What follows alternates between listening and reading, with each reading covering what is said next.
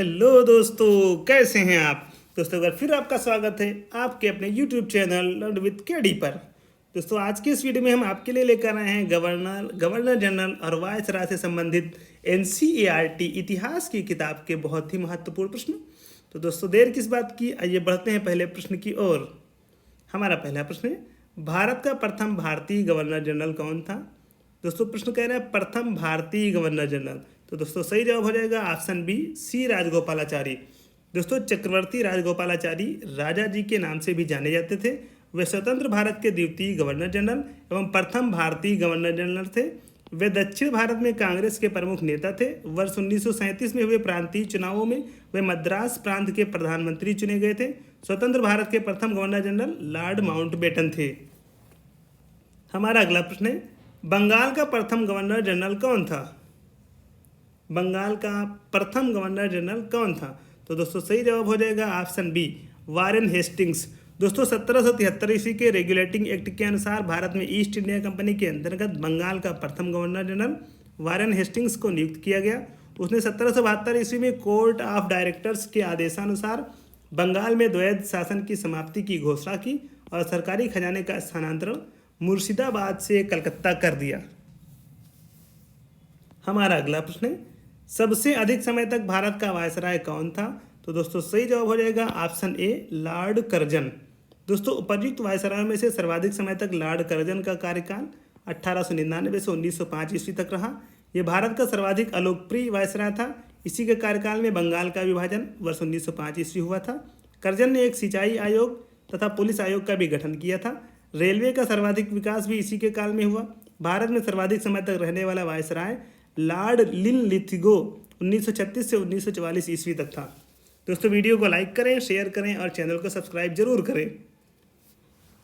हमारा अगला प्रश्न है, महारानी विक्टोरिया को भारत की साम्राज्ञी घोषित किया गया। सही जवाब हो जाएगा ऑप्शन ए, 1858 ईस्वी में।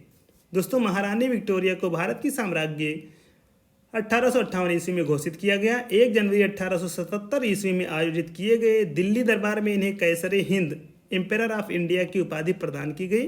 इसमें साम्राज्ञी द्वारा घोषणा की गई थी कि स्थानीय राजाओं के अधिकारों, गौरव तथा सम्मान को वो अपने सम्मान के बराबर ही मानती हैं।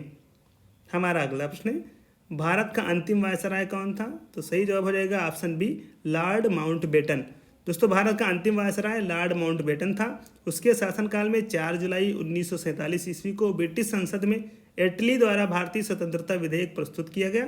15 जुलाई को वो बिना किसी संशोधन के हाउस ऑफ कॉमन्स द्वारा और 16 जुलाई को हाउस ऑफ लॉर्ड्स द्वारा पारित कर दिया गया, जिसके परिणाम स्वरूप 2 स्वतंत्र राष्ट्रों भारत और पाकिस्तान का निर्माण हुआ। हमारा अगला प्रश्न है, 1858 ईस्वी को महारानी विक्टोरिया का घोषणा पत्र इलाहाबाद में किसने पढ़कर सुनाया था। तो दोस्तों सही जवाब हो जाएगा ऑप्शन बी, लॉर्ड कैनिंग ने। दोस्तों 1 नवंबर 1858 ईस्वी को इलाहाबाद में आयोजित दरबार में लॉर्ड कैनिंग ने महारानी विक्टोरिया का घोषणा पत्र पढ़ा। इस उद्घोषणा के अनुसार ईस्ट इंडिया कंपनी के शासन का अधिकार ब्रिटिश सम्राट को दे दिया गया। भारत में ब्रिटिश साम्राज्य के विस्तार पर रोक लगा दी गई। राजाओं को उनके उत्तराधिकारी गोद लेने के अधिकार को मान्यता दी गई तथा लोगों के धार्मिक मामलों में हस्तक्षेप न करने की नीति अपनाई गई। बढ़ते हैं अगले प्रश्न की ओर। प्रश्न है, लॉर्ड कॉर्नवालिस की कब्र कहाँ पर स्थित है। सही जवाब हो जाएगा ऑप्शन ए, गाजीपुर। दोस्तों लॉर्ड कॉर्नवालिस 1786 से 1793 ईस्वी तक बंगाल का गवर्नर जनरल रहा। इसे भारत में स्थायी बंदोबस्त, पुलिस व्यवस्था एवं सिविल सेवा के प्रवर्तक के रूप में जाना जाता है। कॉर्नवालिस संहिता शक्तियों के पृथक्करण के सिद्धांत पर आधारित थी। उसने कर एवं न्याय प्रशासन को पृथक कर दिया। इसकी मृत्यु 5 अक्टूबर 1805 को गाजीपुर उत्तर प्रदेश में हुई थी। यहीं पर इसकी कब्र स्थित है।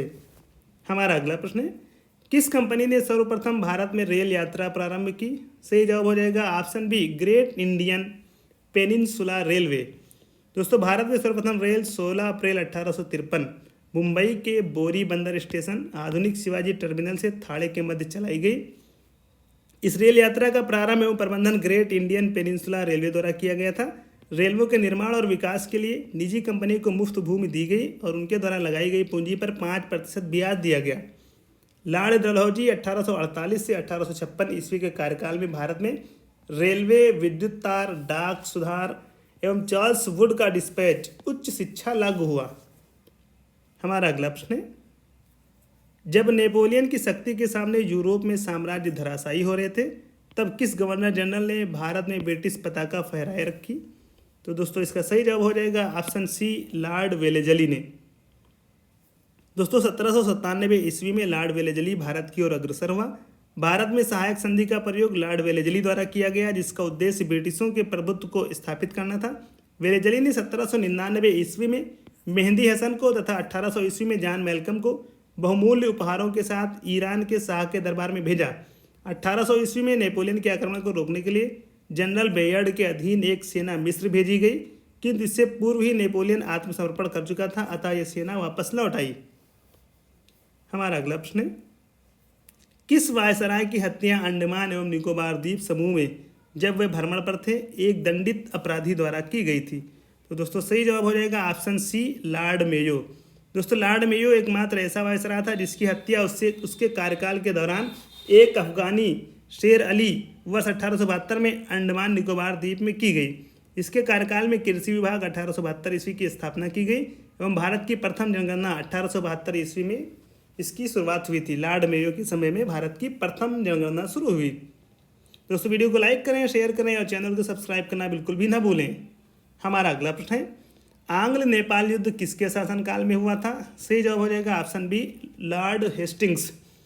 दोस्तों आंग्ल नेपाल युद्ध 1814 से 16 ईस्वी में लॉर्ड हेस्टिंग के काल में हुआ, जिसके परिणाम स्वरूप सुगौली की संधि 1816 ईस्वी हुई और नेपाल के द्वारा इस संधि के अनुसार गढ़वाल, कुमायूं, शिमला, रानीखेत, नैनीताल आदि क्षेत्र अंग्रेजों को सौंप दिए गए।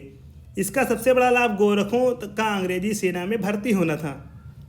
हमारा अगला प्रश्न है, किस गवर्नर जनरल ने भारत में दास प्रथा को समाप्त किया था? तो दोस्तों सही जवाब हो जाएगा ऑप्शन बी, लॉर्ड एलनबरो। दोस्तों गवर्नर जनरल लॉर्ड एलनबरो 1842 से 44 ने 1843 के एक्ट 5 द्वारा भारत में दास प्रथा का उन्मूलन किया था। इसके कार्यकाल को कुशल आक्रमणीयता की नीति का काल भी कहा जाता है। इसके समय में प्रथम आंग्ल अफगान युद्ध समाप्त हुआ। हमारा अगला प्रश्न है, तृतीय आंग्ल मराठा युद्ध किससे संबंधित है? सही जवाब हो जाएगा ऑप्शन सी, लॉर्ड हेस्टिंग्स से। दोस्तों लॉर्ड हेस्टिंग्स 1813 से 1823 ईस्वी के कार्यकाल में तृतीय तथा अंतिम आंग्ल मराठा युद्ध 1817 से 1818 ईस्वी आरंभ हुआ। इस युद्ध में पूना के अंग्रेज रेजिडेंट एल्फिंस्टन ने पेशवा बाजीराव द्वितीय को मराठों के पद की प्रधानता त्यागने पर विवश किया। इसके परिणामस्वरूप 13 जून 1817 ईस्वी को पूना की संधि हुई तथा बाजीराव द्वितीय को पेंशन देकर कानपुर के समीप बिठूर भेज दिया गया। हमारा अगला प्रश्न है, निम्नलिखित में से अवध का ब्रिटिश रेजिडेंट कौन था जब अवध का ब्रिटिश साम्राज्य में विलय हुआ? तो दोस्तों सही जवाब हो जाएगा ऑप्शन ए, जेम्स आउट्रम। दोस्तों जेम्स आउट्रम 1854 ईस्वी में अवध का ब्रिटिश रेजिडेंट बनाया गया था। 1856 ईस्वी में अवध का विलय ब्रिटिश साम्राज्य में जेम्स आउट्रम की रिपोर्ट के आधार पर कुशासन का आरोप लगाकर किया गया। इस समय अवध का नवाब वाजिद अली शाह था। 1857 ईस्वी के विद्रोह के समय लखनऊ में ब्रिटिश रेजिडेंट हेनरी लॉरेंस था, जो विद्रोहियों के हाथों मारा गया था। हमारा अगला प्रश्न है, भारत में स्थानीय स्वशासन किसके द्वारा प्रारंभ किया गया था? सही जवाब हो जाएगा ऑप्शन बी, लॉर्ड रिपन द्वारा। दोस्तों लॉर्ड रिपन 1880 से 1884 ईस्वी भारत का सबसे लोकप्रिय गवर्नर जनरल था। इसके अनेक सुधारात्मक कार्यों में सर्वाधिक महत्वपूर्ण कार्य स्थानीय स्वशासन 1882 की शुरुआत थी। इसके अंतर्गत ग्रामीण क्षेत्रों में स्थानीय बोर्ड बनाए गए तथा जिलों में तहसील बोर्ड, जिला उपविभाग बनाने की योजना बनाई गई। नगरों में नगरपालिका का गठन किया गया। इन संस्थाओं में गैर सरकारी सदस्यों की अधिक भागीदारी सुनिश्चित की गई। हमारा अगला प्रश्न है, सती प्रथा पर प्रतिबंध किसने लगाया? सही जवाब हो जाएगा ऑप्शन सी, विलियम बेंटिंक। दोस्तों भारत का प्रथम गवर्नर जनरल विलियम बेंटिंक 1828 से 1835 ईस्वी था। इसने 1829 ईस्वी के नियम 17 द्वारा विधवाओं के सती होने को प्रतिबंधित कर दिया। आरंभ में यह कानून केवल बंगाल प्रेसिडेंसी में लागू था, तत्पश्चात इसे पूरे भारत में लागू कर दिया गया। हमारा अगला प्रश्न है, निम्न में से किसने सहायक संधि स्वीकार नहीं की? तो सही जवाब हो जाएगा ऑप्शन बी, इंदौर के होलकर ने। दोस्तों लॉर्ड वेलेजली 1798-1805 ईस्वी कंपनी को सर्वोच्च शक्ति के रूप में स्थापित करना चाहता था। इसकी यह साम्राज्यवादी योजना सहायक संधि के रूप में सामने आई।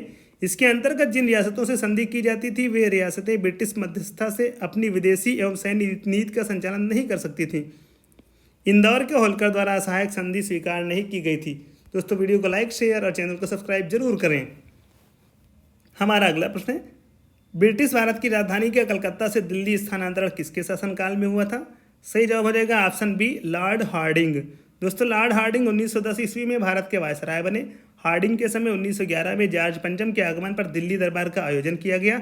इसी आयोजन के दौरान भारत की राजधानी कलकत्ता से दिल्ली स्थानांतरित करने की घोषणा की गई एवं बंगाल विभाजन को रद्द किया गया। हमारा अगला प्रश्न है, प्राचीन स्मारक संरक्षण अधिनियम किस गवर्नर जनरल के कार्यकाल में पारित हुआ था?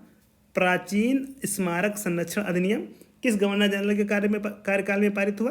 तो सही जवाब हो जाएगा ऑप्शन सी, लॉर्ड कर्जन।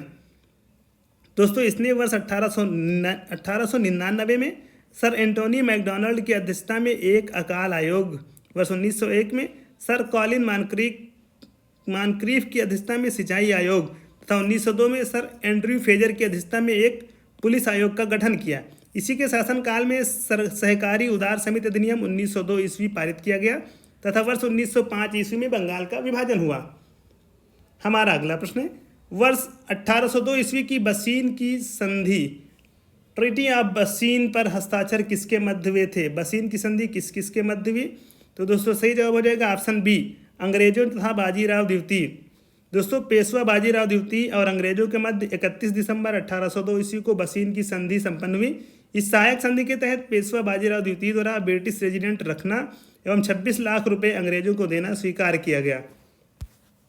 तो दोस्तों ये थे गवर्नर जनरल और वायसराय से संबंधित एनसीईआरटी इतिहास बुक के कुछ बहुत ही महत्वपूर्ण प्रश्न। दोस्तों वीडियो को लाइक करें, शेयर करें और कमेंट बॉक्स में जाकर बताएं कि आपको वीडियो कैसी लगी है और जिस टॉपिक पर आप वीडियो बनवाना चाहते हैं दोस्तों उस टॉपिक को भी बताएं। दोस्तों चैनल को सब्सक्राइब करना बिल्कुल भी ना भूलें। आज के इस वीडियो में बस इतना ही। जल्दी आपसे मुलाकात होगी एक नई वीडियो के साथ। धन्यवाद।